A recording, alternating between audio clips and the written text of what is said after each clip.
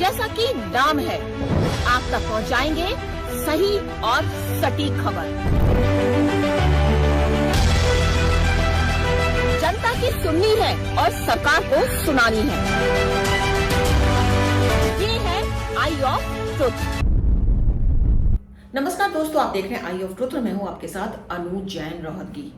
राजनीतिक गलियारों में चर्चाओं का बाजार गर्म है कि क्या यूपी में कांग्रेस काशीराम के नाम का सहारा लेकर एक बार फिर अपनी पैठ बनाने की कोशिश कर रही है, और क्या उसका समाजवादी पार्टी यानी अखिलेश यादव से राहुल गांधी का मोह भंग हो चुका है।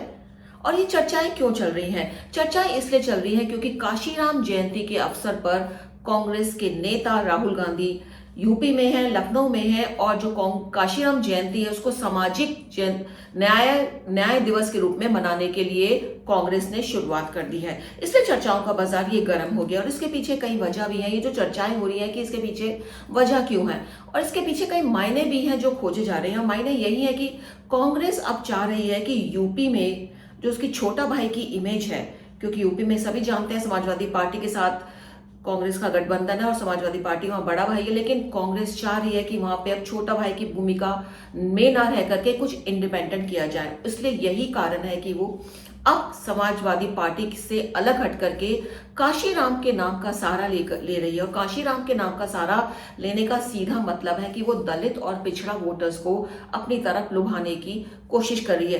कांग्रेस की यूं है, और कांग्रेस की स्थिति जो यूपी में है सभी जानते हैं कि अखिलेश यादव पिछले चुनावों में जो देखा गया, चाहे वो विधानसभा चुनाव थे चाहे वो लोकसभा चुनाव थे, अखिलेश यादव ज्यादा कीन नहीं थे कांग्रेस के साथ गठबंधन करने में। और एक समय ऐसा आया था जब सीटों के बंटवारे को लेकर दोनों ही पार्टियां बिल्कुल अलग अलग दूरी पर खड़ी हो गई थी और बिल्कुल साफ लग रहा था कि दोनों में गठबंधन नहीं होगा। लेकिन ये खैर मानिए कि प्रियंका गांधी ने फोन करके अखिलेश यादव से बात करी और उसके बाद सीटों का बंटवारा था वो तय हुआ, और उसके बाद तय भी हुआ। लेकिन उसके बाद सबको पता चल गया कि कांग्रेस को झुकना पड़ गया, और जो बड़े भाई की भूमिका थी वो समाजवादी पार्टी ने वहां निभाई।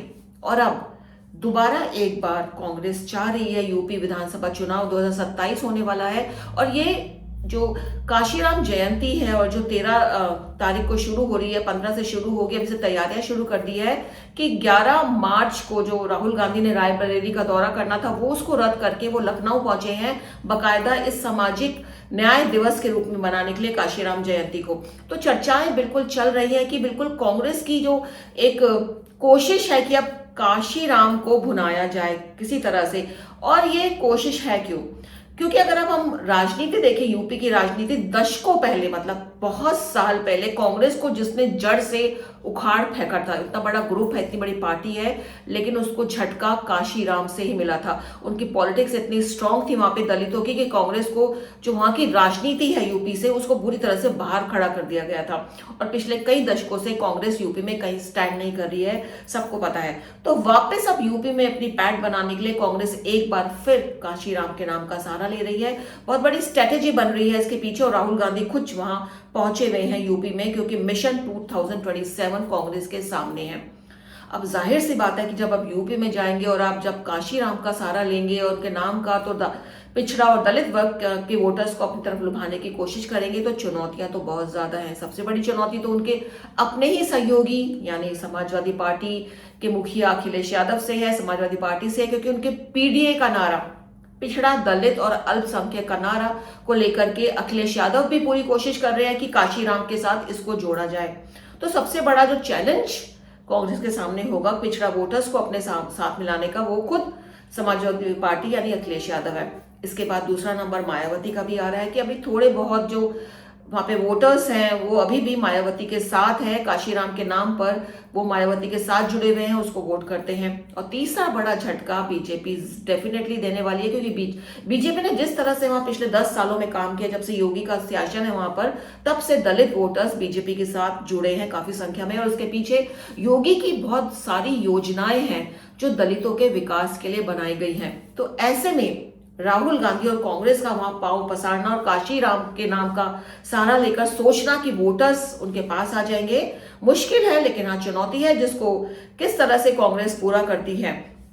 और इन सब के बीच जो कांग्रेस सोच रही है, जो एक स्ट्रैटेजी बन रही है, कुछ जो बातचीत हुई है कांग्रेस के लीडर से, आला कमान से, जो ज्यादा एक्टिव है यूपी में, जो लोकसभा का ढर्रा है वही ढर्रा वो दोहराना चाहते हैं राहुल गांधी के माध्यम से। अगर आप लोकसभा के इलेक्शन को याद करें तो नारा दिया गया था कि अगर बीजेपी की 400 सीटें आई तो संविधान बदल देगी, आरक्षण खत्म हो जाएगा, दलितों का क्या होगा, उनको न्याय नहीं मिलेगा। ये सब करके जो सिनेरियो बैठा वो काफी हद तक कांग्रेस और इंडी गठबंधन के फेवर में बैठा था और बीजेपी को बहुत कम सीट मिली थी। 33 सीटें जो थी बीजेपी के खाते में आई थी और कांग्रेस और इंडी गठबंधन को 43 सीटें मिल गई थी। तो बहुत बड़ा झटका यहाँ पर यूपी में लगा था बीजेपी को, और जो कांग्रेस का एक प्रोपोगंडा था वो सफल हो गया था। तो इस बार जब राहुल गांधी वहां पहुंचे हैं तो माना यही जा रहा है कि उनका प्रोपोगंडा वही होगा, वो उसी बात पर यूपी की जो इलेक्शन है उसको भुनाएंगे कि आप कांग्रेस को स्ट्रांग कीजिए, कांग्रेस को यहाँ पर स्ट्रांग कीजिए तो वो आगे केंद्र में भी जाएगी, यूपी में स्ट्रांग कीजिए, हम दलितों के बीच में काम करेंगे।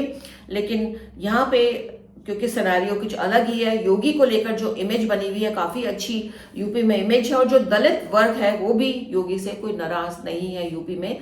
तो ऐसे में ये प्रोपोगंडा राहुल का वहां कितना कामयाब होता है यह देखना है। और इन सबके बीच एक और बात जो हमको पता चली है वो भुनाने की कोशिश करेंगे वहां पर कांग्रेस की। काशीराम का जन्म स्थल पंजाब, वहां पे चन्नी चरणजीत सिंह को जो मुख्यमंत्री बनाया था कांग्रेस ने, दलित फेस थे, उसको जो मुख्यमंत्री बनाया था चुनाव से पहले।